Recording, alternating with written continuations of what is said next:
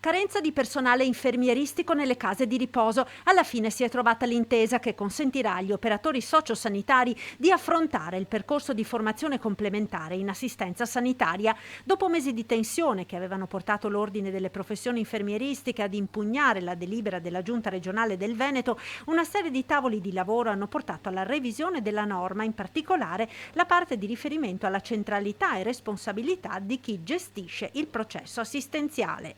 Sciolto questo nodo, ovvero espunta dalla norma ogni riferimento rispetto al fatto che ci potesse essere un'autonoma figura professionale nuova, inedita, che ha un rapporto diretto con la persona assistita, e ristabilito il principio normativo che esiste da oltre 30 anni, dove l'infermiere è il responsabile del processo assistenziale infermieristico, il problema si è sciolto. Dal punto di vista normativo abbiamo trovato la quadratura del cerchio. La Giunta regionale del Veneto ha quindi approvato per gli OSS il percorso informazione e assistenza sanitaria nelle strutture extraospedaliere residenziali e semiresidenziali per anziani pubbliche e private accreditate nella regione Veneto, corsi che consentiranno alle case di riposo di tirare un seppur piccolo sospiro di sollievo. Praticamente formeremo gli operatori sociosanitari dandogli una maggiore competenza e aderiamo alcuni di questi la terza S.